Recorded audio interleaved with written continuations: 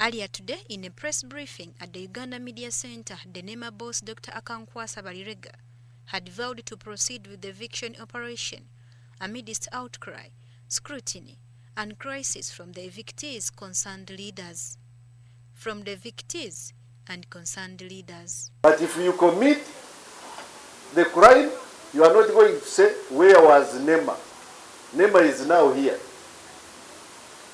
In any case, if you are saying NEMA was sleeping, as I have heard some people want to insinuate, should it continue sleeping? However, following a closed-door meeting with the Kampala Capital State Authority contingent led by the Lord Mayor and councillors, a common ground was reached to halt the exercise and constitute a district environment management committee. And amongst the issues resolved, we must constitute the district or the city environment management committee as enshrined in section 27, 28 and 29 of the NEMA Act of 2019, because this is vital, it's critical in executing these operations. According to Lukwago, with its roles enshrined in section 28 of the NEMA Act 2019, this committee is mandated and crucial in executing these operations. Because myself, I'm a member, all the mayors are members,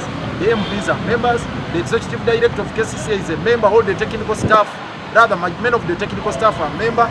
So who would convene this meeting, who would preside over the proceedings, and who would serve as the returning officer to conduct the elections? It should be the ED. And indeed he recognized the fact that they have delayed to do this, and he has undertaken. Within this time we have agreed upon by 15th July to kickstart the processes, superintend over the elections, and have this committee. The Lord Mayor also says the meeting also resolved to suspend the exercise in Corridors Gazette for road construction, largely the people in areas of Kasokoso, Chinawataka, that were earmarked for the Ginger Express and are waiting for compensation. That have been gazetted or earmarked for road construction, like a Ginger Expressway.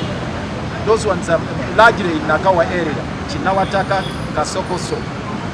And many of them are waiting compensation from UNI. So we have agreed the ED is going to raise a communication with the KCCA and the UNRA to establish the individual parties who are waiting for compensation, the affected persons, and therefore there shall be no eviction conducted in those corridors until that exercise is completed. For areas where NEMA had already issued restoration orders, Lukwago says there are standing petitions filed to the executive director that ought to be respected before disposal. The petition with the ED here, and we have also given them another copy.